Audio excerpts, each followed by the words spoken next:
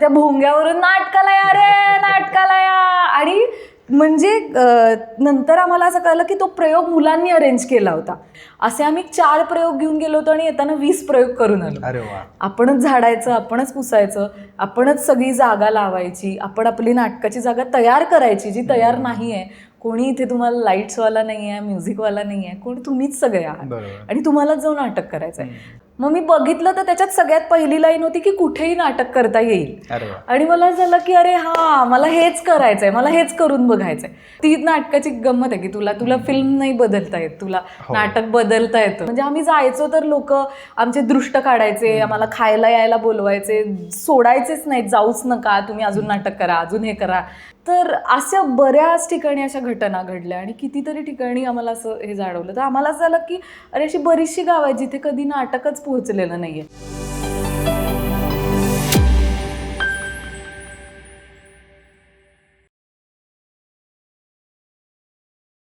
Hello प्रतीक्षा. हाय. कशी आहेस? मस्त. तू कसा आहेस? मी मस्त. काय चाललंय आता सध्या? काय नाही, कामं सुरू आहेत वेगवेगळ्या ठिकाणी आणि पुढची सगळी टाइम टेबल लावणं असं सगळं सुरू आहे. अच्छा. सो बेसिकली हे जे द मराठी पॉडकास्ट सुरू होतं त्यामध्येच म्हणलं की एक नवीन वेगळी प्लेलिस्ट करूयात जी टोटली कला रिलेटेड असेल. म्हणून आपण आता हे द कला पॉडकास्ट म्हणून स्टार्ट करतोय. सो पहिली येस तू हे कला पॉडकास्ट मध्ये. थँक्यू. वेलकम. सो तुझा जो नाटकाचा जर्नी आहे तो बेसिकली कुठून चालू झाला, म्हणजे तुझी आवड कुठून सुरू झाली? मला वाटतं थोडंसं घरातूनच आलं असावं कदाचित. आईला आवडत होतं नाटक वगैरे, असं काही करत होती किंवा इंटेन्स काही चालू होतं असं काही नाही, पण तिला आवडत होतं. तर त्यामुळे आम्ही कोल्हापुरात बरेच शूटिंग्स व्हायचे. मी लहान असताना तिथे शालिनी स्टुडिओ होता. मी लक्ष्मीकांत बेर्डे, अशोक सराफ सगळ्यांना बघितलेलं आहे. आणि नाटकं पण अगदी सगळी, म्हणजे मोरूची मावशी वगैरे पण मी बरीच तिथे यायची तेव्हा. आता कमी झालंय ते, पण त्यामुळे मी बघितलं होतं, त्यामुळे मला आवडायचं ते सगळंच. आणि मग मी साधारण एक 6वीत असताना घरी अशा काही घटना घडल्या ज्यानंतर मी थोडीशी शांत झाले किंवा हे. तर या सगळ्यामुळे मला आईनंच सांगितलं की तू नाटक कर किंवा असं काहीतरी कर ज्यामुळे तू स्वतः या सगळ्यातनं बाहेर पडशील, तुला काहीतरी वेगळं मिळेल करायला. तर त्यामुळे मी नाटकाकडे आले. तेव्हा शिंदे अकॅडमी नावाची एक संस्था आहे कोल्हापुरात, सुनील शिंदे आहेत ते चालवतात. बालनाट्यम आहे. माझी सुरुवात लहानपणी बालनाट्यापासूनच झाली. तर मी तेव्हा राज्यनाट्य स्पर्धा व्हायच्या त्यांच्या, आणि मग त्यांनी मला डायरेक्ट ये म्हणून सांगितलं. माझी एक मैत्रीण होती, मी डायरेक्ट गेले. मला पहिला रोल भिकाऱ्याचा होता, फक्त एका विंगेतून दुसऱ्या विंगेत भीक मागत जायचं होतं. पण मला ते आवडायला लागलं, म्हणजे त्या लोकांसोबत फिरायला, म्हणजे बाहेर जाणं, नाटकं करणं, वेगवेगळ्या ठिकाणी वेगवेगळी नाटक. तेव्हा काहीच कळत नव्हतं आपण काय करतोय, पण साधं नुसतं लाईट आला की मला आवडायचं किंवा स्टेजवर गेलं की मला छान वाटायचं. तर हे फक्त छान वाटणं खूप वर्ष सुरू होतं. आणि मग जेव्हा 10वी झाली, मी 11वी 12वी सायन्स केलं आणि आता असं झालं की आता काहीतरी ठरवायला पाहिजे, नुसती आवड आहे म्हणून चालणार नाही. तर तेव्हा मला ललित कला केंद्रबद्दल कळालं आणि मग तिथून पुढची जर्नी सुरू झाली. पण तेव्हा आधी सगळं माझं बालनाट्यापासूनच सुरू झालं, म्हणजे बालनाट्यच करत करत प्रवास सुरू झाला. बालनाट्याकडे जाणारच आहोत आपण, कारण तुझं काम मेनली आता बालनाट्यामध्ये सुरू आहे. सो ललितला ज्यावेळेस तू आली, ललितला मी आता जवळपास 2015 पासून माहिती आहे, बरेच नाटकं बघतोय तिथे स्टुडंटचे. जो एक ललितचा हे आहे, गुरुकुलचा जो फील आहे किंवा ओव्हरऑल जे स्ट्रक्चर आहे ते स्ट्रक्चर, आणि जेव्हा तू कोल्हापुरात नाटकं करत होतीस त्याचं स्ट्रक्चर, याच्यामध्ये तुला काय डिफरन्स जाणवला? खूपच फरक जाणवला. खूप ललित हे काय म्हणतात, एक असं जग आहे जिकडे सगळं ठेवलेलं आहे, तुम्हाला एक्सप्लोअर करायचं आहे, जितकं तुम्ही एक्सप्लोअर करू शकता तितकं. तर आणि तिथे कोणाचा हे नाही की तू असंच केलं पाहिजेस किंवा तू इथून असं जा, इथून असंच बघ, असं वाग, असं काही कोणाचं ठरवलेलं नाही आहे. जे बऱ्यापैकी कधी कधी राज्यनाट्य स्पर्धांमध्ये ठरलेलं असतं की अशा ठराविक पठडीची नाटकं केली की आपल्याला बक्षीस मिळतं, ठराविक पठडीचा अभिनय केला की बक्षीस मिळतं. तर तसं न होता मला खूप साऱ्या अभिनय शैली तिथे हे करायला मिळाल्या. म्हणजे सगळ्यात पहिल्यांदा मी ललितमध्ये गेले होते, मला आठवतंय, अगदी पहिलंच नाटक होतं माझं, जस्ट मी बालनाट्य आणि या सगळ्या कोल्हापूरच्या ह्याच्यातनं गेले होते. आणि पहिलं नाटक झाल्यावर मला भोये सरांनी विचारलं होतं, तू फक्त तुझा आवाज छान आहे म्हणून इथं आली आहेस का? आणि मला अजिबात कळलं नव्हतं की ते काय म्हणतायत तेव्हा, पण मी जशी ते डोक्यात ठेवलं होतं की हे काहीतरी असं बोललेत. आणि मग मी जसं जसं पुढे गेले तेव्हा मला कळलं की हे असं का म्हणतायत. म्हणजे फक्त आवाज आपला पोहोचणं म्हणजे अभिनय नाहीये.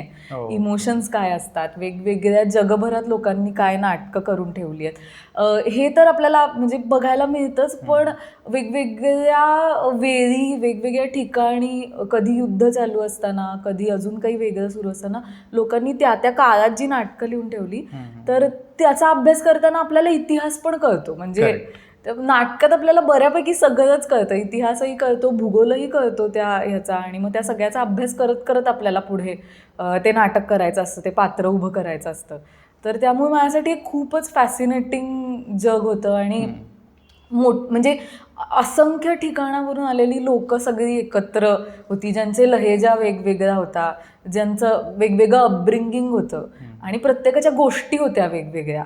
तर त्या घेऊन आल्यामुळे आमच्यात खूप वेगळी माझी खूप जणांसोबत वेगवेगळ्या पद्धतीच्या मुलांसोबत मुलींसोबत मैत्री झाली. किंवा कोल्हापुरात नाटक करत असताना मुलं मुली असं जे होतं ते सगळंच इथे काही ब्रेकडाऊन झाला सगळं. खूप माझ्यासाठी खूपच मी कोल्हापूर हे अजूनही थोडं, आणि त्यावेळी तर होतंच की थोडं रेस्ट्रिक्टेड शहर आहे मुलं मुली या सगळ्या बाबतीत, किंवा आपण काय बोलतो, काय पद्धतीचं नाटक करतो, हे सगळं माझं इथे येऊन ब्रेक झालं. त्यामुळे मी खूप बदलले विचारांनी सुद्धा आणि फिजिकली मेंटली सगळ्याच दृष्टीने.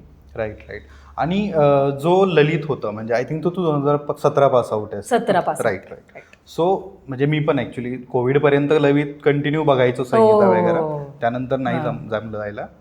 पण त्यावेळेचं जे ललित होतं किंवा आता जर तू रिसेंटली गेली असेल, तुला आता काही डिफरन्स जाणवतं का दोन्हीमध्ये? मी आत्ता खूप नाही गेली आहे ललितला सध्या.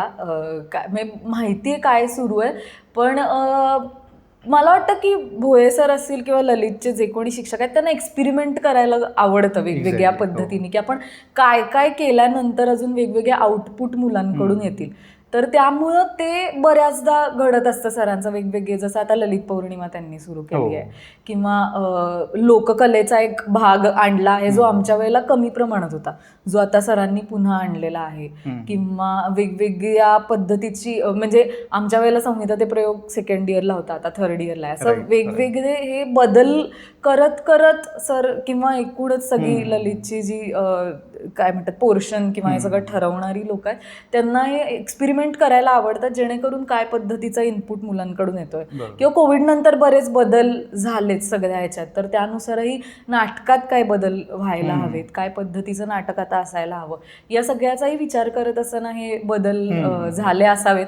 चांगलं किंवा वाईट असं नाही आपण ठरवू शकणार. चांगलं वाईट नाही. इव्हन मला एक गोष्ट उलट आवडली, जास्त नाही जायला जमलं, पण 1-2 प्रयोग जे मी बघितले, जे मी तुमच्या बॅचपर्यंत बघितले किंवा नंतर ऐश्वर्या शिंदे वगैरे त्यांच्या बॅचपर्यंत जे बघितलं मी, की प्रायोगिक खूप जास्त वाटायचं, जे आवडायचं ॲज अ फिल्म स्टुडंट किंवा ॲज अ आर्ट स्टुडंट, ते आवडायचं बघायला. पण जो कमर्शियल अप्रोच जर बघितला तर तो त्यामध्ये दिसत नव्हता. आणि मग ज्यावेळेस मुलं बाहेर पडायचे त्यावेळेस ज्यांना डिरेक्शन किंवा टेक्निकलकडे जायचंय त्यांना थोडा प्रॉब्लेम यायचा कमर्शियली डील करताना.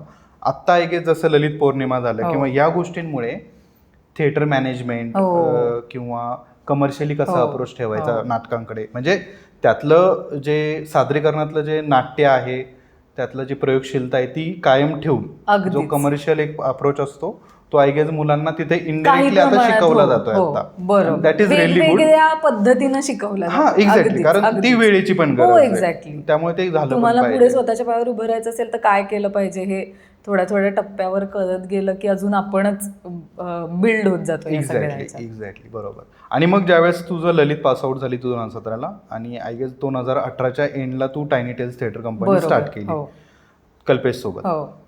तर हा जो मध्ये तुझा 1-1.5 वर्षाचा पिरियड होता, मग या 1-1.5 वर्षात तू काय करत होतीस? मी जेव्हा म्हणलं तसं ललित जेव्हा संपत आलं होतं, तर थर्ड इयर सुरू होतं माझं, तर त्यावेळेला आम्हाला थर्ड इयरला एक सोलो परफॉर्मन्स डेव्हलप करायचा असायचा, ज्याच्यामध्ये तुमचा सगळं तुम्हीच करायचं, म्हणजे डिरेक्टर पण तुम्हीच, तुम्ही जर ट्रान्सलेशन करणार आहात, लिहिणार आहात तर लेखकही तुम्हीच कॉस्ट्युम ठरवायचं, म्हणजे आपला सगळा परफॉर्मन्स आपण डेव्हलप करायचा. अशा पद्धतीचं हे होतं आम्हाला. तर ते करत असताना मी जो परफॉर्मन्स केला होता तो एक सारा केन नावाची लेखिका आहे, तिच्या याच्यावरनं मी तो इंग्लिशमधून मराठीत केलं होतं आणि सादरीकरण केलं होतं. तर ते करत असताना आमच्या ललितमध्ये गोल आहे, तर त्या गोलात मी परफॉर्म केलं होतं. हां, येस, खालचा गोल तो जो आहे तो. तर त्या गोलात मी परफॉर्म केलं होतं आणि लोक चारी बाजूनी बसले होते. आणि तो परफॉर्मन्स झाल्यानंतर तो आवडला किंवा त्याच्यावर जे काही झालं तो वेगळा भाग, पण तो करत असताना मला खूप मजा आली होती, कारण मी डायरेक्ट लोकांशी बोलत होते किंवा ते मध्येच ते कॅरेक्टर आणि लोक एक होते आणि परत वेगवेगळे होत होते. तर तो फॉर्म मला आवडला होता आणि ते माझ्या डोक्यात खूप बसलं होतं. आणि मी परफॉर्म केल्यानंतर अगदीच काही दिवसात चिन्मय केळकरनी बसवलेल्या गोष्टरंगच्या परफॉर्मन्स तिथे झाला त्याच जागेत आणि तशाच पद्धतीने, ज्याच्यात ते लोकांमध्ये जात होते, गात होते, मध्येच लोकांचे रिॲक्शन्स घेत होते, परत आपला परफॉर्मन्स. तर मला असं झालं की अरे हेच आपल्याला म्हणायचं आहे का.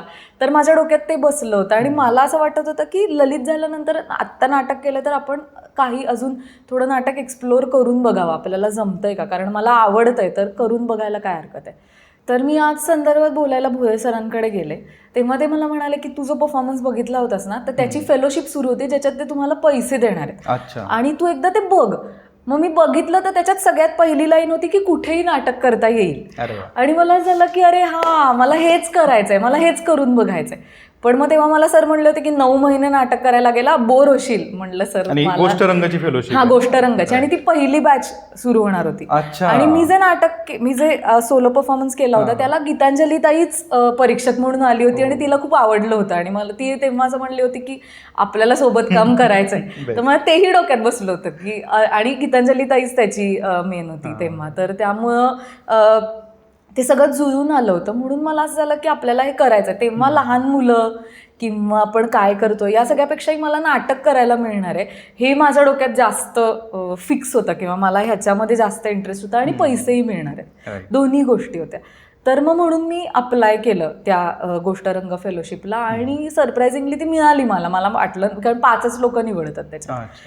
तर तुझ्या बॅचला कोण कोण होतं? मी होते, कल्पेश समेळ, त्याच्यानंतर श्रीधर कुलकर्णी, अश्विनी पांडे आणि संतोष, असे आम्ही 5 जण. महेंद्र वगैरे खूप नंतर, म्हणजे माझ्या 1-2 बॅच नंतर ते सगळे लोक होते. तर मग माझं सिलेक्शन झालं माझं आणि मग तिथे गेल्यानंतर आमच्यासाठी खूपच वेगळं जग होतं, जे कधीच आपण अनुभवलेलं नाही आहे, कधीच बघितलेलं नाही आहे. म्हणजे कितीही, म्हणजे मी सुद्धा अगदी मी सामान्य घरातलीच आहे, पण तरीही माझ्याकडे बऱ्याच प्रिव्हिलेजेस आहेत असं मी म्हणेन, जे तिथे मुलांकडे नाही आहेत. किंवा बऱ्याच गोष्टी आहेत. आश्रमशाळेमध्ये ती मुलं तिथेच राहतात, तिथेच खातात, तिथेच जेवतात, तिथेच त्यांचे केस कापले जातात, तिथेच त्यांचं झोपायचं असतं, तिथेच ते उठतात, आंघोळ करतात, आपलं सगळं ती एकच खोली त्यांच्यासाठी ते जग असतं. असं मी कधीच अनुभवलेलं नव्हतं. आणि आपण त्यांच्या इथे जाऊन बालसाहित्यावर आधारित काहीतरी करणार आहोत, तर बालसाहित्य नावाचंही काहीतरी असतं हे तेव्हा मला तिथे जाऊन कळलं. म्हणजे असं काही मी मोठ्या प्रमाणावर आमच्यातल्या फारसं कुणीच बालसाहित्य वाचलं नव्हतं. तर ते खूप फॅसिनेटिंग होतं आमच्यासाठी, बालसाहित्यावर आधारित काहीतरी काम करणं. आणि ललितमध्ये ज्या पद्धतीचं आम्ही नाटक करत होतो, जे खूप वेगवेगळ्या जगभरातली नाटकं, जगभरातले फॉर्म, त्या सगळ्यांपेक्षा वेगळं होतं. तुम्हाला निघायचंय, समोर मुलं दिसली, तुम्ही कुठल्याही परिस्थितीत असाल, सुरू करायचंय. आणि म्हणजे अजूनही आम्ही ते करतो. अजूनही आम्ही जेव्हा लहान मुलांच्या इकडे शाळांमध्ये वेगवेगळ्या ठिकाणी नाटक करायला जातो तेव्हा झाडू बिडू घेऊन जातो. आपणच झाडायचं, आपणच पुसायचं, आपणच सगळी जागा लावायची, आपण आपली नाटकाची जागा तयार करायची जी तयार नाही आहे. कोणी इथे तुम्हाला लाईट्सवाला नाही आहे, म्युझिकवाला नाही आहे, कोणी तुम्हीच सगळे आहात आणि तुम्हालाच जाऊन नाटक करायचं आहे. तर त्यामुळं ॲक्टर म्हणून आणि माणूस म्हणून पण घडण्यासाठी ती जागा फार आमच्यासाठी महत्त्वाची होती सगळ्याच दृष्टीनं. अतुल सर होते, गीतांजलीताई होती, निलेश निमकर होते, वेगवेगळी माणसं आम्हाला येत राहायची. तर त्यामुळं ते खूपच आमच्यासाठी इंटरेस्टिंग होते ते 9 महिने वेगळंच काहीतरी करायला मिळणं जे या सगळ्यापासून दूर आहे. आणि सोनाळे गाव आतमध्ये आहे, तिथून 12 किलोमीटर बाहेर गेल्याशिवाय तुला काहीच नाही आहे. अच्छा, हे कोणतं कोल्हापूर जिल्ह्यातच ना? नाही, पालघर जिल्ह्यात. पालघर जिल्ह्यात, ठाण्यापासून जवळ पालघर जिल्ह्यामध्ये आहे ते. तर ते अगदी आत आहे, तुला 12 किलोमीटर पर्यंत दूर पर्यंत काहीच नाहीये. त्यामुळे तुला तिथेच राहून फक्त काम एवढाच तुझा हेतू आहे. त्यामुळे बाकीचं तिथे वायफायला जोडलं तरच तुला इंटरनेट. बाकी आमच्या वेळेला तर रेंजही फारशी नसायची, थोडं दूर जायला लागायचं. आता आहे रेंज, पण बाहेर जायला लागायचं. तर त्यामुळे काहीच मोबाईल वगैरेही काही नाही, तुम्ही तुमचं काम करणं एवढं. बाहेरच्या वर्ल्डशी किंवा डिस्ट्रॅक्शनशी डिस्कनेक्टेड असल्यामुळे पूर्ण फोकसली आम्हाला काम करता आलं.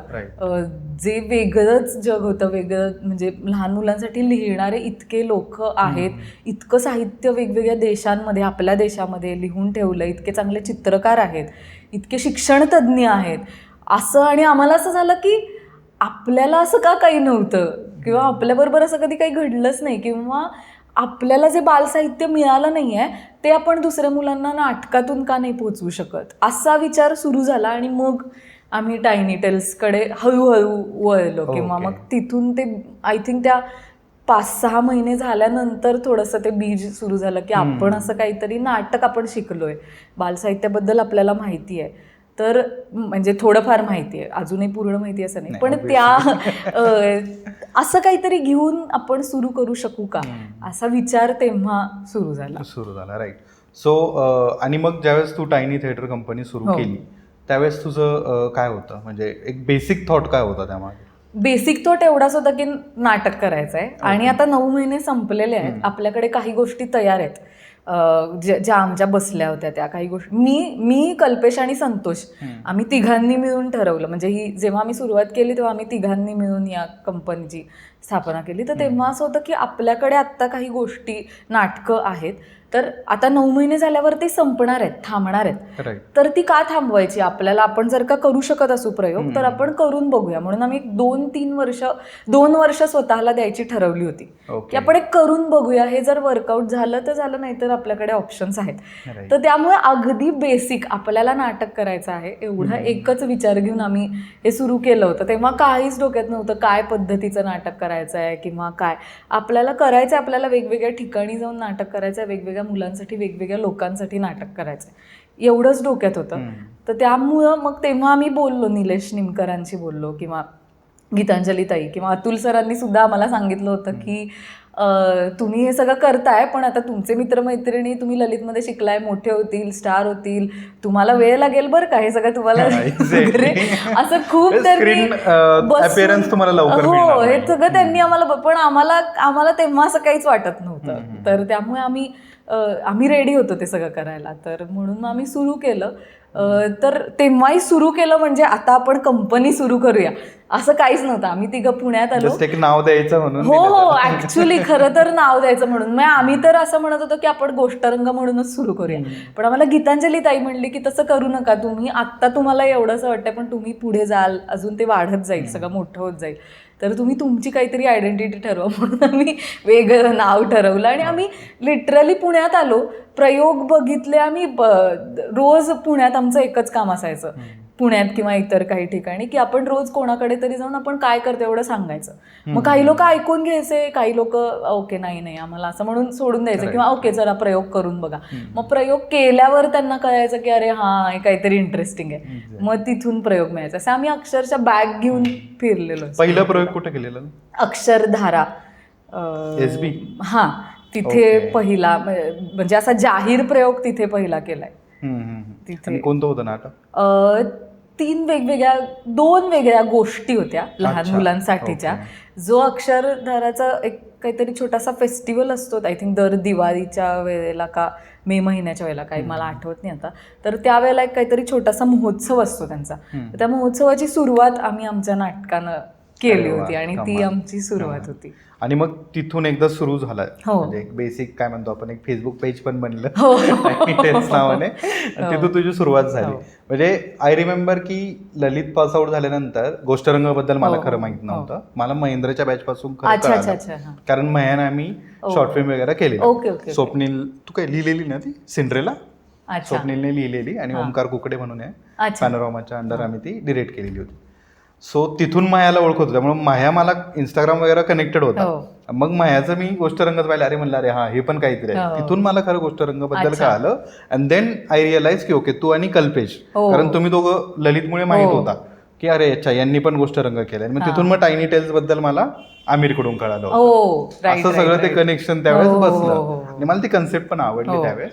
पण त्यावेळेस काय असं पॉडकास्टिंग वगैरे डोक्यात नव्हतं, so we never discuss. So ज्यावेळेस तू हे चालू केलं, टायनी टेल्स चालू केलं, मग बेसिकली ऑब्व्हियसली ते डोक्यात असतंच की ठीक आहे तुम्ही पुण्यात येतो, पुणे मे बी ॲक्सेसेबल होतं, जवळ होतं, कोल्हापूर तर तुझं नेटिव्ह प्लेस आहे. पण बाकीच्या ठिकाणी म्हणजे तू महाराष्ट्रातही काही दौरे केलेस, काही महाराष्ट्राच्या बाहेरही प्रयोग केलेलेस, मग ते पण असेल ना बॅक एंडला की अरे यार ट्रॅव्हलिंगचं कॉस्टिंग आहे, फूड आहे, स्टेचं हे आहे. मग हे सगळं सुरुवातीला कसं मॅनेज झालं? खूप कठीण जायचं सुरुवातीला, कारण जनरली ना म्हणजे आता बऱ्याच जणांचं आहे, आता ते जे नाटक किंवा जे कुठल्याही पद्धतीच्या कला प्रकारात असतात तर आपण त्याच्या फायनान्शियल्सकडे बघतच नाही. हे जेव्हा आपण काहीतरी सुरू करतो ना तेव्हा आपल्याला लक्षात येतं की अरे किती मोठं आहे, आपण म्हणतो हे नुसतं सुरू करायचंय पण असं नाही आहे, त्याच्या मागे अख्खी आपल्याला सिस्टीम डेव्हलप करायला लागते. तर सुरुवातीला आम्हाला खूप अवघड गेलं, कारण काय करायचं आहे हेच माहिती नव्हतं. आमचं कॉस्टिंग किती आहे इथपासून आम्हाला हे करायला लागलं की किती पैसे सांगायचे. आणि त्यात आम्ही तिघही जण असे होतो जे अरे पैसे असं होतं, पण त्यातनं आपण हळूहळू शिकत जातो की नाही आपल्याला ठाम व्हायला पाहिजे आपली कॉस्टिंग किंवा हे सगळं किती आहे हे ठरवलं पाहिजे. तर ते काहीच आम्हाला माहिती नव्हतं आणि सांगणार तरी कोण. मग आम्हीच आमच्या की बाबा किती होतात हे ह्याचे इतके होतात, ट्रॅव्हलिंगचे जेवणाचे इतके, मग इतके पैसे, मग तुम्ही मग आम्ही अशा पद्धतीचंच शोधायला लागलो जिथे कोणीतरी आम्हाला 3-4 प्रयोग देतील किंवा एक कोणीतरी, आम्ही आमच्या सिस्टीम डेव्हलप करायला लागलो म्हणजे आम्हाला सोयीस्कर होत्या त्या. की मग आपल्याला समजा आता आम्ही कोल्हापूरला प्रयोग मिळाला आहे म्हणजे आता तसं झालं होतं आमचं की आम्ही तिथे प्रयोग केला अक्षरधाराला आणि मग त्यानंतर एक साधारण 1-1.5 महिना आम्ही काहीच केलं नाही. ओके. आणि मग आम्हाला तो एक प्रयोग खूप छान झाला होता, खरंच छान झाला होता. पण त्यानंतर आपल्याला झालं की नाही यार आपल्याला लोकांना म्हणजे लोक आम्हाला बोलवतही होती की तुम्ही अच्छा काय काम करताय तुम्ही. बऱ्याच बाल साहित्याशी निगडीत काम करणारे पुण्यातल्या बऱ्याच लोकांनी आम्हाला भेटायला वगैरे बोलवलं, त्यांच्यासोबत गप्पा झाल्या. पण पुढं काय झालं एवढंच, त्याच्या पुढे आपण जे करायला आलोय ते काय, त्याचं काय करायचं ते आम्हाला काहीच कळत नव्हतं. मग आम्ही तिघांनी डिस्कस केल्यावर असं झालं की आपण एक प्रयोग घेऊन बघूया, काय होईल ते होईल. मग मी कोल्हापूरची असल्यामुळे मी 1-2 शाळांमध्ये प्रयोग बघितले होते आणि आमची एक मैत्रीण आहे प्राजक्ता कवरेकर, तिला सांगून आम्ही गोव्यातले 1-2 प्रयोग, असे 4 प्रयोग घेऊन आमचं असं ठरलं की आपण जाऊया, आपण निघूया.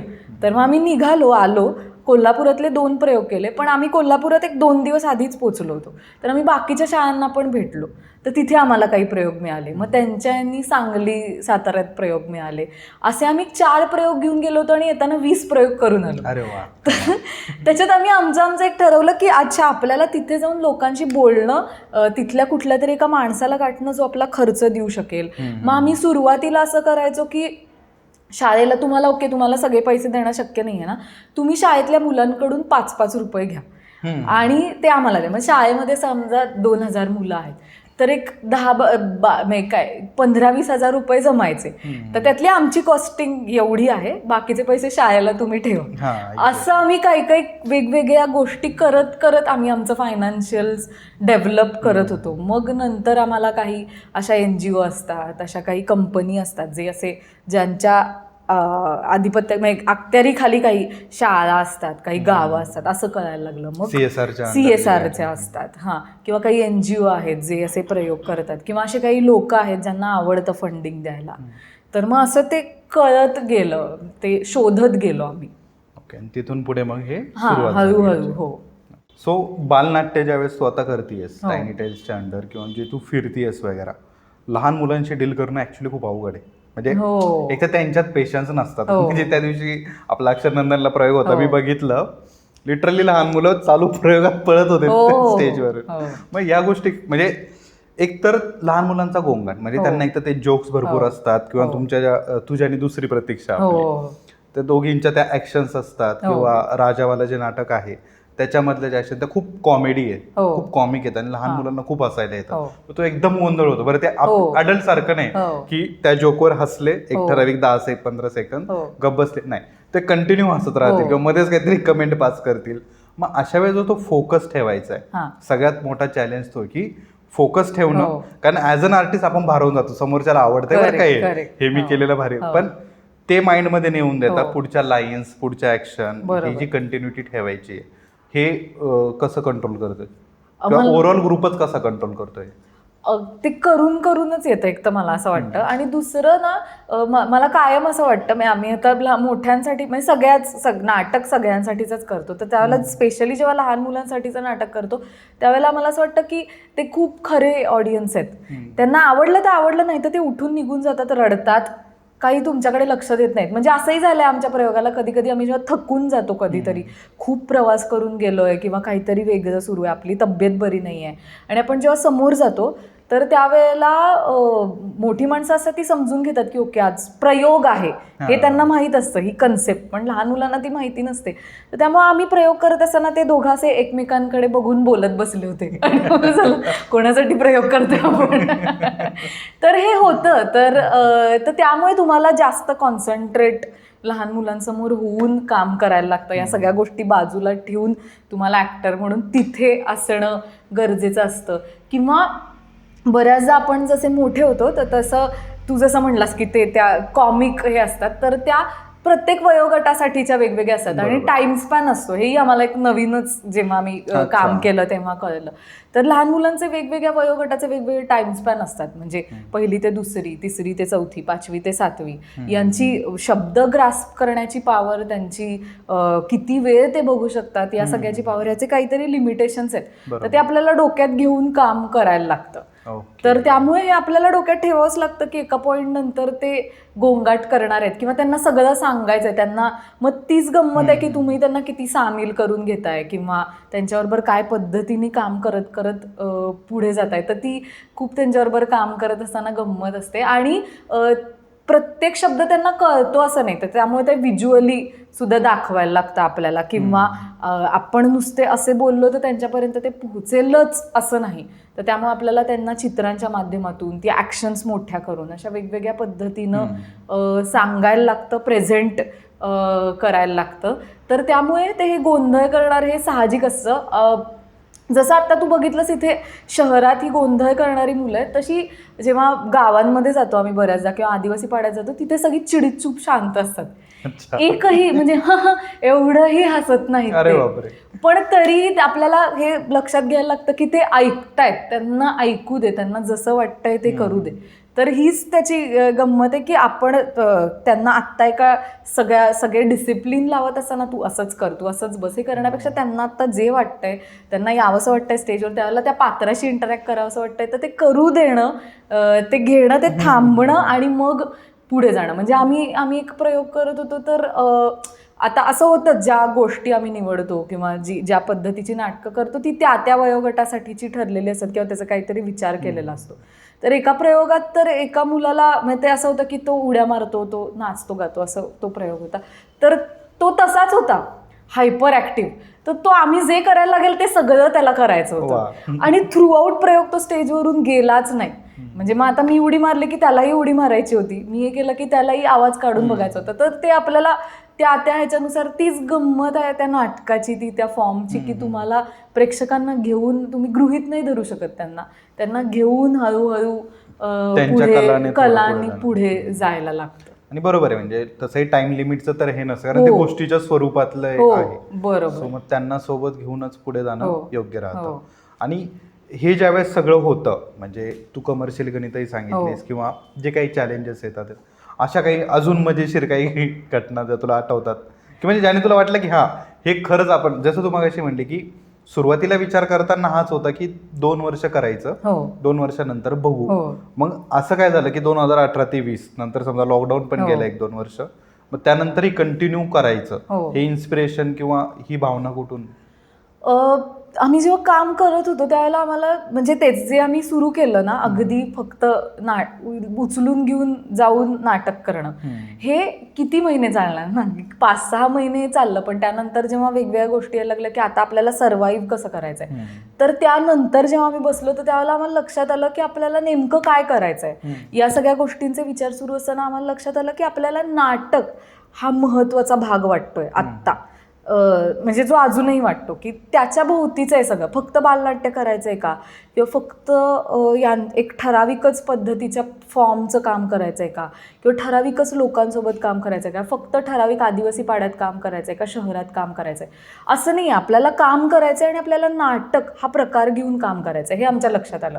आणि मग आम्ही बसल्यावर आमच्या लक्षात आलं की आपल्याला, आणि त्याच्या आधी आम्ही बरेच प्रयोग केले होते आदिवासी पाड्यांमध्ये, शहरातही वेगवेगळ्या ठिकाणी हळूहळू प्रयोगसुद्धा मिळत होते. तर ती पण एक गंमत होती की आपल्याला कामं मिळत आहेत आणि आपल्याला आता काहीतरी त्याचा क्राफ्ट केलं पाहिजे, ठरवलं पाहिजे. मग आम्हाला झालं की आपण लहान मुलांसाठी नुसतं जाऊन येतोय आणि काम करतोय, तर त्यापेक्षा आपण त्या गावात जाऊन तिथे 4 दिवस राहून तिथल्या शिक्षकांसोबत सुद्धा काम करू शकतो का, ज्या पुस्तकं आपण त्यांना देतोय ती पुस्तकांसोबत त्या पुस्तकांना घेऊन मुलांसोबत कसं काम करायचं नाटकाच्या माध्यमातून, असं काहीतरी करू शकतो का. तर हा विचार डोक्यात आला. मग आम्ही निलेश निमकरांसोबत बोललो. मग त्यावेळेला तो शिक्षक आणि नाटक याला घेऊन kind of theatre in education या पद्धतीचा एक फॉर्म म्हणजे आम्ही डेव्हलप केला. जय भोळे सरही त्याच्यामध्ये आम्हाला त्यांनी बरीच मदत केली, निलेश निमकर जे शिक्षणतज्ञ. तर तो एक हे डेव्हलप झाला. मग तिथे शिक्षकांसोबतचं काम हळूहळू सुरू झालं, किंवा मधल्या काळांमध्ये काही पालकांसोबतचं काम सुरू झालं, नाटकाला घेऊन लहान मुलांसोबत नाटक करणं प्लस काही वर्कशॉप्स घेणं, अजून आपण काय डेव्हलप करू शकतो. तशा काही शाळांनी आम्हाला विचारलं की तुम्ही वर्षभर काम करू शकता का. तर तेव्हा आम्हाला काहीच डोक्यात नव्हतं की कसं काम करायचं वर्षभर. पण मग नाटकाला घेऊन मग तो वयोगट ठरवून मग आम्ही त्या मुलांचा काहीतरी आराखडा आखला की आपण त्यांना काय पद्धतीचं काम करू शकतो. तर सगळ्यात पहिल्यांदा नुसतं पुस्तकं देणं, मग पुस्तकं वाचणं, मग नाटक म्हणजे काय आहे ते सांगणं, मग त्यांना जे वाटतंय ते लिखाण करणं आणि त्यांनी लिहिलेल्या नाटकाचे प्रयोग करणं, असा एक हे प्रोजेक्ट डेव्हलप झाला.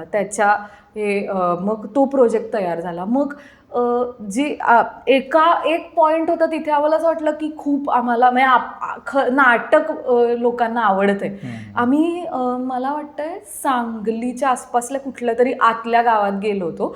शाळेत प्रयोग होता, तो आम्हाला शाळेनी बोलवला होता. पण त्यावेळेला झालं होतं असं की शाळेचा हॉल अवेलेबल नव्हता आणि ते म्हणलं की बाहेर प्रयोग करा. तर ते ग्राउंड होतं आणि आवाज बिवाज जात होता, ते सगळं आम्ही चेक केलं. तर आम्ही बसलो होतो, लहान मुलांसाठीचा प्रयोग केला होता आणि तिथे बाजूलाच गाव होतं, वस्ती होती शाळेच्या बाजूला. आणि आमचा प्रयोग सुरू झाला आणि हार्डली काहीतरी 5-10 मिनिटं असतील तर एक चाचा होते तिथे, ते जस्ट आले होते असेच काही चालू आहे म्हणून. आणि ते आले, ते बसले आणि त्यांनी बघितलं आणि मग त्यांना झालं की हे काहीतरी इंटरेस्टिंग आहे. आणि मग त्यांनी सगळ्या गावाला बोलवून आणलं नाटक बघायला. आणि आम्ही खरा प्रयोग शाळेसाठी करत होतो, पण नंतर म्हणजे लिटरली 5-10 मिनिटांनंतर अख्खं गाव नाटक बघायला आलं होतं. तर ही आमच्यासाठी म्हणजे खूप छोटी असेल पण आमच्यासाठी खूप महत्त्वाची घटना होती. किंवा आम्ही एका इथल्या मावळ तालुक्यातल्या गावात गेलो होतो.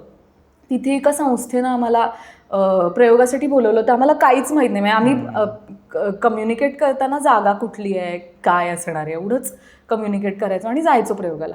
तर आम्ही गेलो तर गावामध्ये हस्ताक्षर मुलांच्या अक्षरामध्ये झाडावर म्हणजे कुठेही जिथे पानांवर वेगवेगळ्या ठिकाणी नाटक आहे, आज या नाटक. आणि आम्हाला काही कळेच ना काय आहे.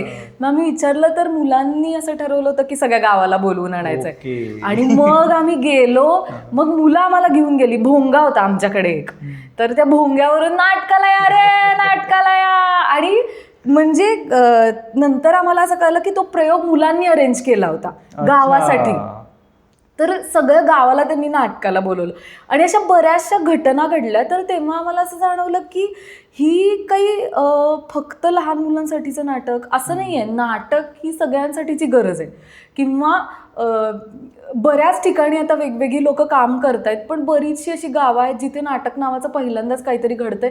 अशी असंख्य गावं आम्ही बघितली जिथे नाटक फारसं गेलंच नाहीये किंवा बघितलं नाहीये. मग काहीतरी कधीतरी तमाशा फॉर्म मधलं काहीतरी बघितलंय किंवा कीर्तन बघितलंय, जोही कला प्रकारच आहे आणि जो अगदीच महत्वाचा आहे, त्यातनंच सगळं आलंय. पण अशा पद्धतीची नाटक नावाचं काही त्यांच्यापर्यंत कोणी गेलंच नाही, अशी खूप गावं आम्ही बघितली. म्हणजे इथे पुण्यापासून 10-15 किलोमीटरवर सुद्धा अशी गावं आहेत जिकडे कधी नाटक झालेलं नाहीये. कोल्हापुरात अशी अनेक गावं आहेत. कोल्हापूरपासून खाली गेलं की येळवण नावाचं एक गाव आहे, तिथे तर कधीच कोणी नाटक बघितलं नव्हतं. तिथे तर लोक आम्हाला जाऊच देत नव्हते लोक. खूप म्हणजे अशी प्रचंड प्रेम करणारी लोक आम्हाला मिळाली आणि हा सगळा नवीनच एक्सपिरियन्स होता. कारण आम्हाला फक्त नाटकच करायचं होतं, हे काय घडतंय असं होत होतं. म्हणजे आम्ही जायचो तर लोक आमचे दृष्ट काढायचे, आम्हाला खायला यायला बोलवायचे, सोडायचेच नाहीत, जाऊच नका, तुम्ही अजून नाटक करा, अजून हे करा, मग तुम्ही परत कधी येणार, मग आम्ही तुमचं लक्षात ठेवा. किंवा छोटी छोटी मुलं वह्या घेऊन याची सही वगैरे करायला लावायची. तर अशा बऱ्याच ठिकाणी अशा घटना घडल्या आणि कितीतरी ठिकाणी आम्हाला असं हे जाणवलं. तर आम्हाला असं झालं की अरे अशी बरीचशी गावं आहेत जिथे कधी नाटकच पोहोचलेलं नाहीये. म्हणजे आपण काही तिथे जाऊन नाटक करायचं किंवा चळवळ उभी असं काहीच नव्हतं. पण हे करत असताना अशी कितीतरी, किंवा आता आम्ही एका गावात गेलो होतो मध्ये, आय थिंक कुठलं तरी लातूर का कुठल्या तरी बाजूचं गाव होतं. तर तिथे गेल्यानंतर बाजूच्या गावातल्यांनी पण आम्हाला नाटक करायला बोलवलं की आमच्याकडे पण झालेलं आहे, आमच्याकडे या. तर असे खूप मजेशीर तर हे सगळं जे घडत होतं ना, हे आम्हाला अजून पुश करत होतं की तुम्ही काम करा किंवा हे आहे इंटरेस्टिंग आहे, यातनं गोष्टी मिळत आहेत. किंवा आम्ही एका गावात गेलो होतो लॉकडाऊन पडायच्या जस्ट आधी, आय थिंक 2 महिन्याआधी वगैरे. इथे न्याहाडी नावाचं गाव आहे, कल्याणपासून जवळ आहे. तर तिथेही कधीच नाटक झालेलं नव्हतं, ते असं आतमध्ये न्याहाडी नावाचं गाव. तर तिथे आम्ही गेलो होतो, तिथे प्रयोग झाला. तिथेही बऱ्याचशा आज्या बायका येऊन बसल्या होत्या नाटक बघायला.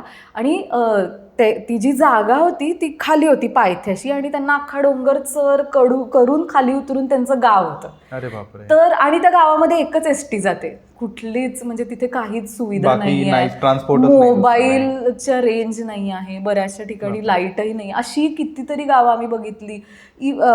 कोकणातल्या दापोलीमधलं गाव जिथे अजूनही लाईट पोहोचलेली नाही, अशी कितीतरी गावं बघितली. तर तिथे गेल्यावर ते अख्खे पार डोंगरावर जाऊन त्या डोंगराच्या टोकावर उभं राहून आम्हाला टाटा करत होते. आणि आम्ही खाली पायथ्याशी बरेच दूर उभे होतो, आणि कारण मोकळंच आहे ना तिथे, काहीच नव्हतं, त्यामुळे आवाज पोहोचत होता. तर अशा खूप घटना होत्या ज्या आम्हाला खूप अशा होत होत्या की अरे माणसं जोडली जात आहेत या सगळ्या ह्याच्यातनं. आणि पुणे मुंबईमध्ये नाटक होतंच आणि ते व्हायलाच पाहिजे, महत्त्वाचंच आहे.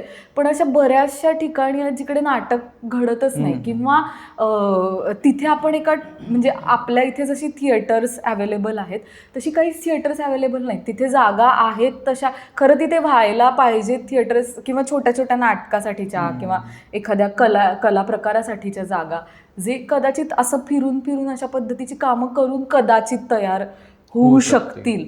तर त्यातनं आम्हाला जाणवलं की अरे हे नाटक नावाचं जे काहीतरी आहे ना ते इंटरेस्टिंग आहे. किंवा असं कदाचित त्यांच्यापर्यंत फॉर्म, त्यांना मनोरंजन हे खूप महत्त्वाचं माध्यम आहे सगळ्यांसाठीचंच, मोठे असू देत लहान असू देत. तर ते माध्यम काही जणांना कमी प्रमाणात मिळतंय का असं आम्हाला वाटलं. तर मग म्हणून आम्ही वेगवेगळ्या पद्धतीची नाटकं करायला लागलो, वेगवेगळ्या ठिकाणी जाऊन करायला लागलो. आणि मग म्हणजे ते फक्त लहान मुलांसाठीचं नाटक न राहता ते नाटक म्हणजे त्याला काही कुणाचं हेच नाही, वयोगट नाही आहे, ते सगळ्यांसाठीच आहे असं हळूहळू जायला लागलं. आणि मग तेव्हा आम्ही ठाम झालो की नाही, आपल्याला हे करायचं आहे. आपण बाकी कामं करूच, पण हे आपल्याला आवडतंय, ह्याच्यात मजा येते, हे करायचं आहे आणि हे आपण कंटिन्यू करत राहूया. तर आत्ताच एक मजेशीर तू प्रसंग फक्त एक सांगते झाला. तर आम्ही आता कडेकोट कडेलोट नावाचं नाटक करतोय, जे एकपात्री नाटक आहे, जे मी सादर करते. फ्रांका रामी नावाची इटलीतली लेखिका आहे, तर तिनं अ वुमन अलोन नावाचं नाटक लिहिलंय, जे अमोल पाटीलनी रूपांतरण केलंय, मराठी रूपांतरण. आणि त्याचे प्रयोग आम्ही करत असतो. तर त्याचे आता हे तर खूपच मोठ्यांसाठीच आहे, आम्ही लहान मुलांना येऊही देत नाही त्या नाटकाला. तर ते नाटक तेही आम्ही गावागावांमध्ये करतो. तर ते आम्ही नंदुरबार जिल्ह्यामध्ये केलं होतं. नंदुरबार जिल्हा 100% आदिवासी असणारा जिल्हा. तर तिथे आम्ही शिक्षकांसोबत काम करत होतो. तर तेव्हा आम्ही तिथे तो प्रयोग केला होता. तर आम्ही जात होतो, तर आमचे ड्रायव्हर दादा होते, त्यांनी आम्हाला आधीच कल्पना दिली होती की अरे हे गाव आहे ना, या गावात खूप दारू पिणारी लोक आहेत. म्हटलं जरा आहे. तर म्हणलं ओके, पण आज तुमचा प्रयोग आहे म्हणून आज सगळी दारूची दुकानं बंद केली आहेत. आमच्यासाठी हो म्हटलं हे काय नवीन. म्हटलं ओके ओके. तर आमची गाडी होती आमच्यासाठी, तर ती अशी आत वळायला लागली तर तिकडे खाली माणूस झोपला होता. तर म्हटलं अहो काम झालेलं दिसतंय नाटकाच्या आधीच. तर म्हटलं हो, तर दुसऱ्या गावात जाऊन दारू बिरू पिऊन आले. तर मग आम्ही गेलो, आमचा प्रयोग संध्याकाळी होता. मग आमचं हे सगळं झालं, आम्ही सेटअप करत होतो. तर सेटअप करत असताना ते हे साऊंड सिस्टीमचं हे करायला एक माणूस येणार होता. तर म्हणलं कुठे आहे साऊंड सिस्टीम, आता प्रयोग सुरू करायचा आहे, हे करायचं आहे. तर तो आला तिथनंच, आलो तो पण फुल झिंगत आता काय करायचं. आणि तो आला आणि माईक आणि अर्धा तास जवळपास तो फक्त माईक चेक करत होता आणि गाणं ओम श्रीम काहीही बोलत. म्हणलं अहो दादा आम्हाला प्रयोग सुरू करायचा आहे. हा मॅडम मस्त आम्हाला काहीच कळेना. तर आम्ही बसलो. मग कल्पेश तेव्हा त्या नाटकाचं म्युझिक त्यांनी डिरेक्ट केलंय ते नाटक, पण त्यावेळेला आम्ही कमी लोक गेलो होतो, तर तो नाटकाचं म्युझिक करत होता.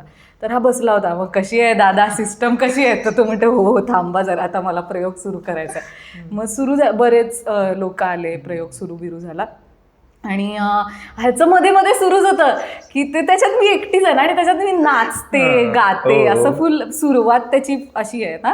तर मी नाचायला लागलो, हा मॅडम भारी करता येतं. त्याला तुम्ही थांबा हे सगळं सुरू होतं. आणि मग एक सीन आहे ज्याच्यामध्ये म्युझिक कमी होतं आणि मी पुढे जाऊन मी बोलते आणि म्युझिक कमी होतं, असं एक सीन आहे. तर त्याच्यात म्युझिक कमी झालं आणि मी बोलायला लागले, तर ह्याला असं वाटलं की ह्याने काय म्युझिक केलं, तर भस्कन वाढवलं. तर आणि मग तो नंतर तो म्हणला की ठीक आहे मी जरा आलो. हा गेला आणि हा परत आलाच नाही. मग कल्पेशला काही कळेना की हा का आला नाहीये बाबा, याचं काय झालंय काय नेमकं. तर सगळं झालं, प्रयोग बियोग झाला आणि मग तो माणूस आला आणि त्याच्या हातात एक बरणी होती आणि त्याच्यात नाग होता. आणि तो नाग होता. म्हणलं काय, तर हा आणि अजून एक दुसरा दारू प्यायलेला माणूस. हा गेला तर ह्याला नाग दिसला, मग त्यानं दुसऱ्या एका दारू प्यायलेल्या माणसाला बोलवलं. तर ते दोघं प्रयोग पूर्ण होईपर्यंत त्याच्याकडे असे बघत बसले होते की तो जायला नको.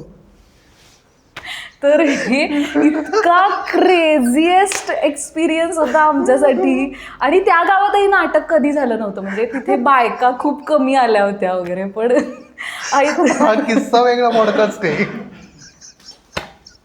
तर हा क्रेझिएस्ट एक्सपिरियन्स होता. आणि आम्हाला असं म्हणजे असे खूप काही किस्से होतात, पण हा नेक्स्ट लेवल होता. आम्हाला काही कळेच ना की हे नेमकं काय घडतंय. आणि त्याच्यातही बऱ्याच त्या गावातही बायका आल्या नव्हत्या. तर असं ते पण खूप जाणवतं की बऱ्याचदा बायका येत नाहीत किंवा त्यांना येऊ दिलं जात नाही नाटक करायला. तर अशाही काही गोष्टी असतात. तर अशा काही गोष्टी ज्या पुश करत राहतात आपल्याला की नाही आपण करूया, ही मजा आहे, यातनं माणसं.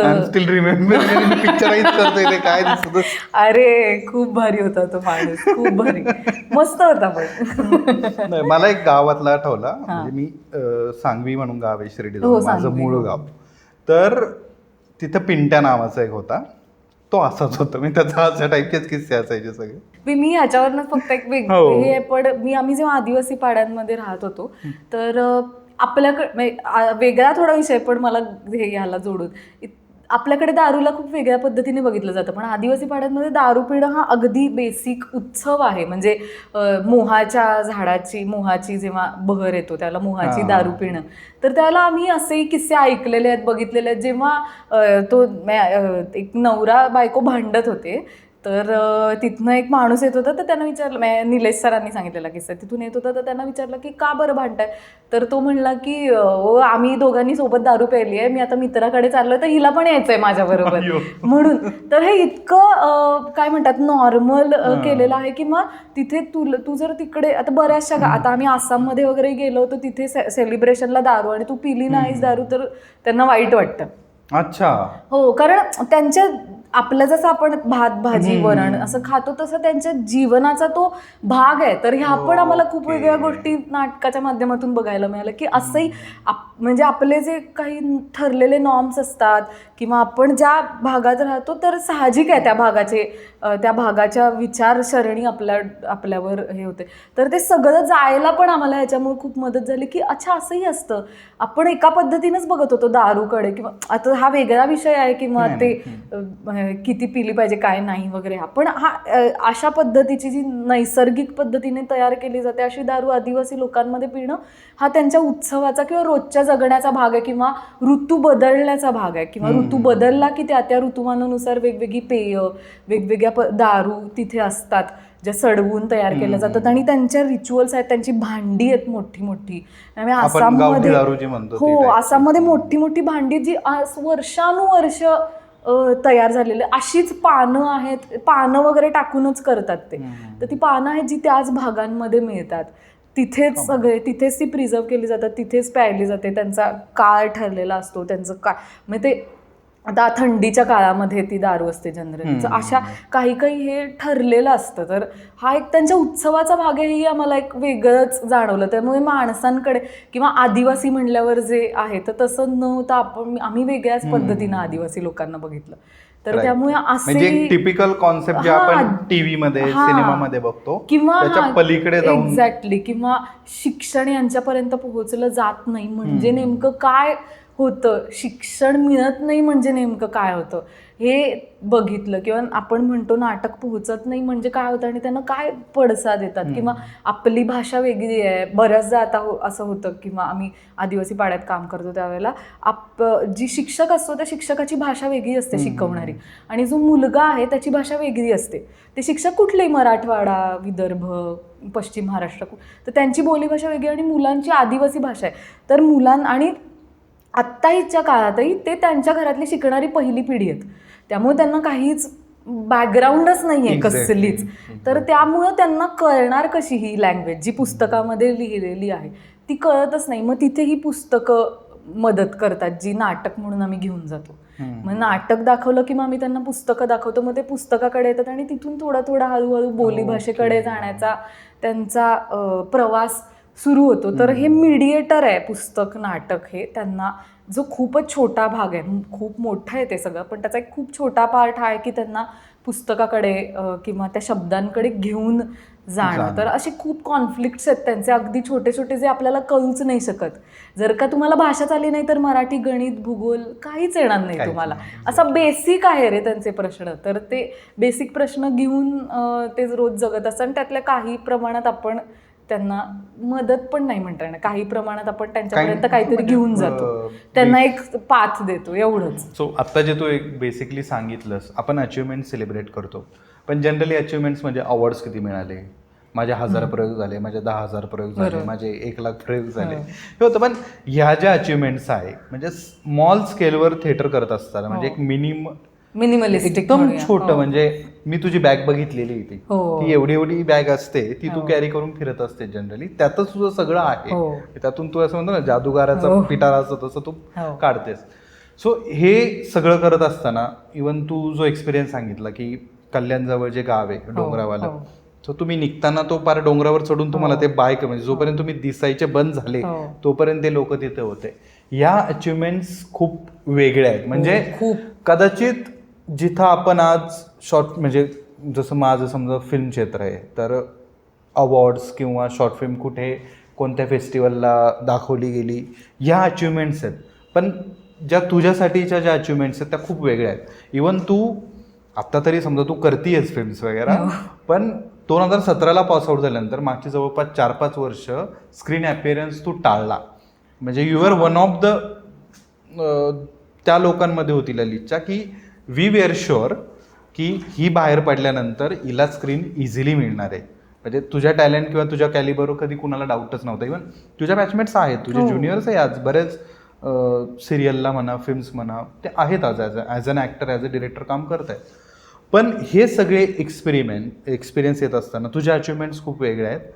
पण या सगळ्या छान छान ज्या गोष्टी तू आत्ता सांगितल्यास त्यामध्ये तुझे काही वाईट एक्सपिरियन्सही झाले असतील थोडेफार, तर ते कोणत्या टाईपचे होते? अगदीच खूप आहेत असे वेगवेगळे. तू म्हणलास असा मुद्दा, ते टाळला असं नाही म्हणता येणार. कदाचित काय झालं की 2018ला हे सुरू झालं आणि 19 संपेपर्यंत कोविडच आला होता. तर ते सगळं इतकं विचित्र ह्याच्यात अडकलं होतं ना. आणि म्हणजे मला फिक्स माहीत होतं की मला कॅमेरा माध्यम किंवा हे करायचं असेल तर मला त्याला वेगळा वेळ द्यावा लागेल. आणि त्याच्यासाठी मागे माझा काहीतरी सेटअप पाहिजे, थोडासा तरी का असे ना, फायनान्शियल बॅकअप किंवा काहीतरी. तर कारण ते अजून वेगळंच दुनियाच वेगळी आहे. तर त्यामुळे त्याचा बॅलन्स कसा साधायचा मी अजूनही, आत्ता जरी मी फिल्म्स करत असले तरी त्याचंही अजूनही मी ते कसं मॅनेज करायचं हे कळत नाहीये. तर त्याचेही बऱ्याचदा तसंही होतंच की टेन्शन येतं किंवा भीती वाटते, काय होणार कळत नाही, हे येतातच. किंवा कळत नाही लोकांना नाटक म्हणजे याच्यात त्यांचा दोष आहे असं नाही म्हणणार मी, पण हे कळत नाही. म्हणजे बऱ्याचदा आम्हाला असं होतं की तुम्ही चला 500 रुपयात करा ना नाटक, तर 500 रुपयात कसं करायचं मग. किंवा आत्ताच परवा मला एक फोन आला होता की तुम्हाला मी 2000 रुपये देतो. तर मला असं होतं की 2000 नाही ना, मी आहे, माझ्याबरोबर नाटक करणारा जो लाईटमन आहे, म्युझिकवाला आहे, आम्ही त्यांनाही म्हणजे आम्ही हे भलेही कमी देत असू किंवा काही वेळेला कधी वेळ होतो, कधी लवकर दिले जातात, असं सगळं होतं. पण आम्ही हे ठरवलं होतं अगदी सुरुवातीपासून की आपल्याबरोबर जे काम करतील त्यांना पैसे दिले पाहिजेत, फिक्स दिले पाहिजेत. आपण कुणाकडूनही मग कितीही चांगला मित्रमैत्रीण असू दे, आपण फुकट काम करायचं. तर त्यामुळे मी माझं जेव्हा विचार करते तेव्हा मी त्यांचा पण विचार करते ना. माझ्याबरोबर जे कोणी लोक येतात, भलेही ते लाईट म्युझिक करणारे असतील, पण त्यांनाही पैसे दिले पाहिजेत. हे गणितच अजून कळत नाही लोकांना, किंवा तेही कदाचित परत त्यांच्यापर्यंत अशा पद्धतीचं काही पोहोचलेलं नाही म्हणून असेल, माहिती नाही मला त्याचं. एक्झॅक्टली, ते बघितलंच नाहीये त्याचं महत्व किंवा त्यामागे येणारी समजा एक बेसिक त्याची आयडियाच नसते. तर कदाचित त्यामुळे असेल, किंवा कोविड नंतर आलेला सगळा फायनान्शियल लॉस असेल, हे मला माहिती नाही. काय बरीच कारण असू शकतात, पण हे होतं. तर हे याच्यावर कसं टॅकल करायचं हे आम्ही अजून वेगवेगळ्या आता आम्ही संस्था रजिस्टर केली आहे, पण तरी आम्ही हे टॅकल करतोय. आणि मला वाटतं ते करत राहावंच लागणार आहे वेगवेगळ्या पद्धतीनं. एक्झॅक्टली. आणि आता हे जे तू सांगितलं, म्हणजे जसं तू आसामला वगैरे पण प्रयोग केले, म्हणजे नॉर्थ ईस्ट, म्हणजे आज आपण भारताचा विचार केला तर तो अंडर डेव्हलपिंगच्या पण खालीच म्हणावं लागेल अजून तरी. सो अशा पोर्शनमध्ये नाटकं केले, किंवा नंदुरबार सारखा जिल्हा आहे, काही तू आदिवासी पाड्यांमध्ये नाटकं केलेस. मग ज्या वेळेस तू त्या लोकांना भेटतेस, त्या लोकांना ऑब्झर्व, जसे तू काही कमाल किस्से सांगितले किंवा काही असेही एक्सपिरियन्सेस सांगितले, जर त्या लोकांना ती गोष्ट आवडेल किंवा त्यातून कुठेतरी जसं तू मगाशी एज्युकेशनचाही मुद्दा मांडला की नाटकांथ्रू ते पुस्तकं पोहोचवण्याचा प्रयत्न आहे, त्या पुस्तकांचा कुठे ना कुठे फायदा होणारच आहे.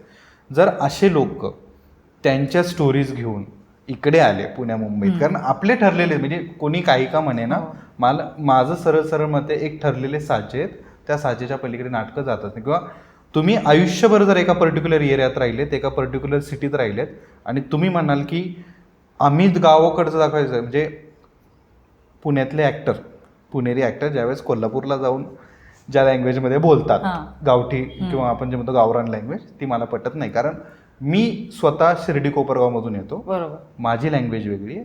थोडंसं अजून जर खाली गेलो मी बीडकडे तर वेगळी आहे. आपण म्हणतोच की महाराष्ट्रात 40 महिन्याला लँग्वेज बदलत, तसं कल्चरही बदलत चालतं. मग अशा वेळी आदिवासी पाडे हे ते नशिबाने तू, म्हणजे तुझ्या त्या याच्यातून तू तिथे गेलीस, ते अनुभवलंस, तू जगलीस, म्हणून तुला माहिती, तुझ्याकडे ते एक्सपिरियन्सेस आहेत. 2 प्रश्न याच्यामध्ये, एक त्याचा तुझ्या पर्सनल लाईफमध्ये काय इफेक्ट झाला, वाईट चांगला जे काय असेल ते, आणि दुसरी गोष्ट, ते लोक जर त्यांची स्टोरीज घेऊन आपल्याकडे आले, are we ready for that, किंवा आपल्याला ते पचेल का? मी माझ्यावर काय परिणाम झाला हे सांगते आणि मग पुढचं उत्तर देते.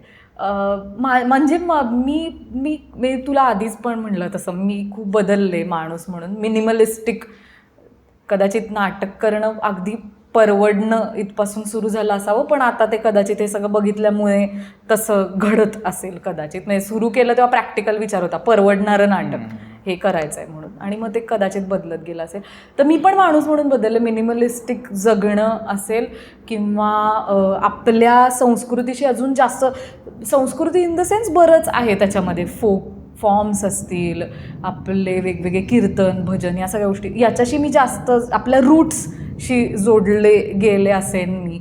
किंवा म्हणजे अगदी आम्ही आत्ता पुण्यात राहत होतो कोविडच्या आधीपर्यंत, आणि आता पुणे नंतर सोडलं, तर तेव्हा जो विचार आला तोही त्याच्यातनंच आला असेल कदाचित, जेव्हा मी आत्ता विचार करते तेव्हा, की काही गरज नाही आहे पुण्यात राहून आपण जास्त खर्च करून जगण्यापेक्षा आपण कोल्हापुरातूनही तसंच काम करणार आहोत, तिथे जाऊनही तितक्याच प्रमाणात काम करणार आहोत, भले थोडंफार एखाद दुसरं कमी जास्त होईल पण तसंच काम करणार, त्याच भागात जाऊन काम करणार, तिथेच जाऊन काम करणार, पण कुठेही राहिलं तरी काही फरक नाही पडत. हा जो भाग आला तो कदाचित त्यातनं आला असेल, किंवा जास्त माणसांकडे जाणं किंवा तशा पद्धतीची नाटकं करणं ज्याच्यात माणसांच्या गोष्टी आहेत, आपल्या रूट्समधली गाणी आहेत किंवा फोक फॉर्म्स आहेत, वेगवेगळ्या फोक फॉर्म्सचा अभ्यास करणं, हां कदाचित त्यातनंच आला असावं. कारण आत्ता आम्ही जे करतोय तर म्हणजे आत्ता कल्पेश जोई याचा फाउंडर आहे, तर तो इंडियन ॲस्ट्रॉम थिएटरमध्ये काम करतो, तेही रूट ते पॉंडिचेरी, तर तेही रूट्सना घेऊन काम करतात, फोक फॉर्म घेऊन त्याचं मॉडर्न पद्धतीने.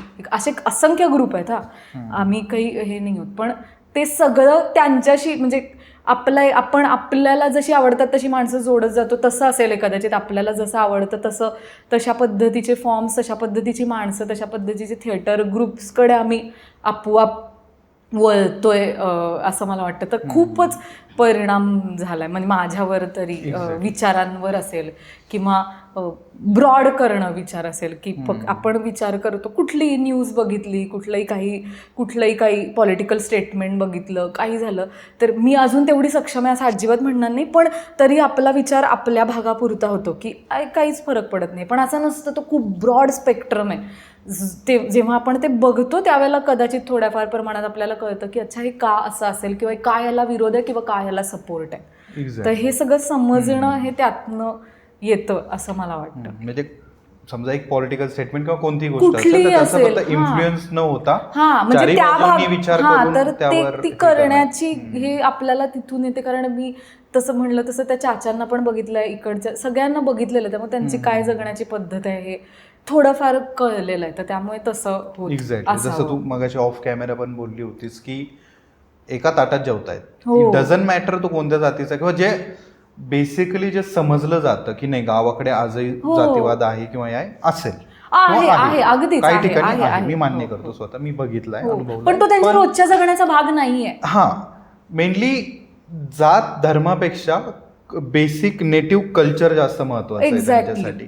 बरोबर, ते कल्चर जर कोणी हर्ट करायला जात असेल तर मग ते पेटून उठणार, तो प्रश्न आहेच. पण ते त्यांच्या बेसिक जगण्याचा भाग नाही असं मी बऱ्याच ठिकाणी बघितलं, किंवा ते बऱ्याचदा आता आम्ही बघतो. तसं तुला मगाशी तू म्हणलास तसं की आम्ही नंदुरबारला गेलो होतो, तिथे सगळे होते, तिथे चाचाई होते, तिथे एक वेगळ्या ताई होत्या, वेगवेगळ्या शहरातून आलेल्या वेगवेगळ्या, तर आम्ही सगळे एकाच पानात एकाच सगळे जे भाकरी खात होते तेच आम्ही खात होतो. किंवा तिथे आपल्यासारखे मसालेदार नसतात, नुसत्या शिजवलेल्या परतलेल्या भाज्या, तशा खात होतो आम्ही सगळे. तर आम्हाला काहीच म्हणजे ते पण आपलं सगळं निघून जातं कदाचित आपण जेव्हा परत बघतो तेव्हा. आणि दुसरा तुझा प्रश्न, मला असं वाटतं की असं नाही मला म्हणायचं अजिबात की नाटक काही बरेच थिएटर ग्रुप्स आहेत जे वेगवेगळे एक्सप्लोअर करतायत, आणि मी खूपच मी स्वतःच प्रेमात आहे खूप साऱ्या थिएटर ग्रुप्सच्या, खूप साऱ्या ॲक्टर्सच्या, जे सुद्धा पुणे मुंबईमध्ये राहून उत्तम काम करत आहेत. म्हणजे मला कधीतरी इच्छा आहे त्यांच्याबरोबर काम करायची, असे खूप आहेत. आणि त्यांच्यात म्हणजे तेही खूप वेगवेगळे विषय घेऊन काम करतातच आहेत, असं नाही आहे. पण तू जसं म्हणलास तसं ते त्यांची संस्कृती घेऊन जर आपल्याकडे आले तर आपल्याला एक शॉक बसणारच आहे. तिथला मुलगा जसं कारण ते त्यांच्या नेटिव्ह, म्हणजे कोणताही रायटर ज्यावेळेस लिहितो, तू लिहितेस, मी लिहितो, तेव्हा ते त्यांच्या, किंवा साधं शिवाजी अंडरग्राऊंड इन भीमनगर मोहल्ला सारखं नाटक आहे, किंवा अजून जी काही अशी, तर ते आलं तेव्हा सगळ्यांसाठी शॉकच होतं, किंवा त्याच्यावर कितीतरी टीका झाल्या, किती लोकांनी त्याला हे नाटकच नाही वगैरे असं म्हटलं. जे काही असेल त्याच्यात मला ते नाटक आहे का नाही हा वेगळा मुद्दा, पण ते अशा पद्धतीचे जेव्हा येतात त्यावेळेला घात होतातच आपल्यावर, आणि कदाचित ते व्हावे असं मला वाटतं. मगच वेगवेगळ्या संस्कृती आणि वेगवेगळ्या त्यानंतरच तुम्हाला एक ब्रॉड स्पेक्ट्रम कळेल ना की नेमकं खरा जो आपण समाज समजतोय तो तेवढाच लिमिटेड आहे का, किंवा जे काही आजकाल सोशल मीडिया आणि रील्सवर आपण जे बघतोय तेवढंच ते आहे का, तर त्याच्या पलीकडे जाऊन आहे म्हणजे ग्राउंड रियालिटी ही तुमच्या स्क्रीन रियालिटीपेक्षा खूप वेगळी आहे, खूप वेगळी, आणि ती तिथे गेल्यानंतर त्यांच्यामध्ये अनुभवल्यानंतरच कळेल. एक तू आसाम म्हणलास म्हणून एक छोटंसं उदाहरण सांगते. आसाममध्ये अंडर द साल्ट्री थिएटर फेस्टिवल नावाचा एक फेस्टिवल असतो जो ऍक्च्युअल अंडर द साल्ट्री आहे. साल्ट्रीच्या झाडांखाली हा भरतो. शुक्राचार्य नावाचे खूप मोठे नाटक करणारे होते, ते वारले, तर त्यांनी स्थापन केलेला तो ग्रुप आहे. हैसनाम कन्हैयालाल म्हणून होते जे मणिपूरमध्ये नाटक करतात. ते खूप कमी लोकांना माहिती आहे. ते खूप त्यांनी पद्मश्री वगैरे अवॉर्ड नाकारला होता. ते खूप त्यांनी कमाल नाटकं केली आहेत. तिथल्या मणिपूरच्या रियालिटीवर, तिथल्या जातीवादावर नाटकं केलेत. ते शुक्राचार्यांचे गुरु असं ते सगळं होते. त्यांनी हे सुरू केलं. तर तो जो फेस्टिवल असतो तो आत्ता डिसेंबरमध्ये असतो. त्याच्यात आमचं नाटक सिलेक्ट झालं होतं. जगभरातून वेगवेगळी नाटकं सिलेक्ट होतात. त्याच्यात 5 नाटकं निवडली जातात. त्याच्यात आमचं आलोरगान नावाचं नाटक होतं जे मागच्या वर्षी झालं. तर तो फेस्टिवल जंगलामध्ये असतो. सगळी साल ट्रीचं जंगल आहे ते मोठं. आसाममध्ये बरंच आतमध्ये गाव आहे ते. आणि ते तेवढ्याच म्हणजे 3 दिवस फेस्टिवल असतो तर ते 3 दिवसच स्टेज बांधतात. त्यानंतर तिथे तू नंतर गेलास तर तुला तिथे काहीही दिसणार नाही. ते 3 दिवस ते स्टेज बांधतात. आणि ही त्यांची मुवमेंट आहे. तिथे जी वेगळी रबराची झाडं लावली जातात किंवा जी काही होतात त्यामुळे तिथल्या निसर्गाला हानी पोहोचते. तर ही जी लोकल झाडं आहेत, लोकल आपले फॉर्म आहेत ते राहावेत या हेतून त्यांनी तो फेस्टिवल सुरू केला. आणि जे अनेक वर्ष चालवतात. ती फेस्टिवल चालवणं हीच एक मोठी मुवमेंट आहे. त्यांना दुसरं काही बोलायची गरज नाहीये. तर असे कितीतरी लोक आहेत जे त्यांच्या लेवलवर वेगवेगळ्या ठिकाणी नाटकाचं काम करत राहतात. अनेक वर्ष चुकत पडत किंवा तपासत किंवा असं खूप काम करत राहतात. अशी लोक सुद्धा ही लोक सुद्धा यातनंच कळाली आम्हाला या सगळ्या कामातनं. ग्रेट धन्यवाद. सो आता एक पॉडकास्ट चेनकडे येतोच आहे आपण. तर एक शेवटचा माझा प्रश्न असा आहे की जे बोललं जातं बऱ्याच ठिकाणी की नाटक संपतंय किंवा सिनेमाचं थिएटर संपतंय, स्क्रीनकडे लोक आलेत. आणि लॉकडाऊन नंतर बेसिकली म्हणजे जे काय आता समजा वायफाय वगैरे पण स्वस्त झालेत, स्क्रीन इझिली आहे, मोबाईल तर प्रत्येकाकडे आहेच, मोबाईलवर प्रत्येक ॲपवर वेगवेगळे सिरीज येतात. मग ज्यावेळेस तू ह्या टाईपचं थिएटर करतेस म्हणजे तुझा हा एक्सपिरियन्स वेगळा, म्हणजे जे तू आदिवासी पाडे किंवा जिथे थिएटर झालेलंच नाही किंवा खूप कमी लोकांना माहिती आहे तिथला एक्सपिरियन्स तुझा वेगळा. पण ज्यावेळेस तू Tier 1 Tier 2 सिटीजमध्ये काम करते त्यांच्यासाठी म्हणजे त्याबद्दलचं तुझा एक्सपिरियन्स काय? कारण हे जे बोललं जातं की स्क्रीन्समुळे थिएटर आणि सिनेमा, थिएटरवाला जो सिनेमा आहे याला जी हार्म पोहोचलेली किंवा याचं जे नुकसान होत आहे ते खरंच त्या प्रमाणात दिसतंय का तुला? किंवा ज्यावेळेस तू करतेस, म्हणजे ठीक आहे तू बालनाट्यामध्ये जास्त करते पण इन जनरल? नाही, मला नाही वाटत असं की नाटक संपेल असं. कदाचित असं होईल. आता हे माझं म्हणणं आहे की आपल्याला त्या एका पद्धतीच्या फॉर्मच्या बाहेर पडून काम करायला लागेल, जास्त जास्त लोकांपर्यंत जायला लागेल, तर अजून नाटक पोहोचेल. नाटक संपेल असं माझं म्हणणं नाही आहे. खूप भारतभरात वेगवेगळ्या ठिकाणी लोक असं छोटं काम करत राहतात. त्यामुळे ते, आणि तो असा एक फॉर्म आहे जो लाईव्ह आहे, जो तुझ्या समोर घडतोय आणि तो तेवढ्याच घडून संपणार आहे. तो टिकाऊ नाही आहे. तो टिकाऊ तुझ्या मेमरीमध्ये आहे आणि ते ह्युमन टू ह्युमन इंटरॅक्शन आहे. तर त्यामुळे मला नाही वाटत नाटक कधी संपेल. पण जेव्हा तू म्हणतोस की पुणे मुंबईसारखं आहे तर तिथे बरेच रेस्ट्रिक्शन्स असू शकतात. जेव्हा आपण नाट्यगृहात काम करतो त्याला ठराविकच हे असेल किंवा काही त्याच्या कॉस्टिंग्स असतील, बरेच मुद्दे आहेत. तर ते कदाचित ते सोडून अजून आपण वेगळ्या पद्धतीचं वेगवेगळ्या ठिकाणी जाऊन नाटक केलं तर तेही नाटक लोकांना आवडेल. मला हे नक्की कळालंय यातनं की असं काही नाही आपण या लोकांना हेच नाटक दाखवलं पाहिजे किंवा या लोकांना नाही, असं नाही आहे. ती सगळे लोक बऱ्यापैकी सगळं एन्जॉय करतात. फक्त काही गोष्टी ज्या तुला पटकन कळतील कारण तुला त्याचा अनुभव आहे तर त्या कदाचित त्यांना थोड्याशा नंतर कळतील. पण ते असं काही होत नाही की हे नाटक आहे, ते तुम्ही सगळ्यांसमोर करूच शकता असं मला वाटतं. तर त्यामुळे मला नाही वाटत की नाटक संपेल किंवा संपलंय. राईट. आणि बेसिकली म्हणजे हेच की ज्यावेळेस तुम्ही एक्सपेरिमेंटल थिएटर पण करताय, जे काही ग्रुप्स असतील कोणत्याही गावातले सिटीमधले, तर एका विशिष्ट विषयांना न राहता जे सुचेल आणि जे वाटेल की प्रेझेंट करण्यासारखं आहे हो प्रेझेंट करा. आवडलं लोक स्वीकारणार आहेत, 100,000 प्रयोग होतील. हो नाही आवडलं थांबा, दुसरा प्रयोग चालू हो. करा. आणि तीच नाटकाची Simple गंमत आहे ना की तू बदलू शकतोस. एक्झॅक्टली. तुला माहितीये, तू नाटक बेटर करू शकतोस. जसं नसरुद्दीनच्या गेल्या अनेक वर्ष एकच प्रयोग करतायत, तर तसं काय केलाच पाहिजे असं हा नाही. तर नाही, म्हणजे ते छान आहे की ते दरवेळेला वेगवेगळं करतात, ते त्याला स्कूल म्हणून बघतात. तर असं तुम्ही करूच शकता की तू म्हणजे ती नाटकाची गंमत आहे की तुला फिल्म नाही बदलता येत, तुला नाटक बदलता येतं. तर त्यामुळे तुला कळलं तू अजून काही काही गमती त्याच्यात ऍड करूच शकतोस. Correct. Okay, so thank you so much Pratiksha, Thank you. तू आली. मुळातच म्हणजे आता ऍक्च्युली द मराठी पॉडकास्ट करताना थोडंसं असतं की बाबा सिरियस टॉपिक्स असतात, so I have to focus more. But हे जे तू सांगितलंस, आणि आय गेस आपला जो टॉपिक होता मेन टायनी टेल्स थिएटर कंपनीच्या रिलेटेड जे बालनाट्य करतेस तू, त्यावर आपण डिस्कस, पण त्या व्यतिरिक्त मेन आदिवासी पाड्यांबद्दल जे आपण डिस्कस केलं, किंवा एका विशिष्ट कल्चर आणि जे आपल्याला अजून कदाचित माहीत नाही, आपण ते एक्सप्लोर केलंच नाहीये, त्याबद्दल जे तुझे मतं मांडलीस किंवा तुझे एक्सपिरियन्सेस शेअर केले, that was really great. Thank you. So thank you so much. Thank you. तू आलीस. थँक्यू. आपण इन फ्युचर परत भेटूया Yes. And we will do it more yes. Again. Thank you.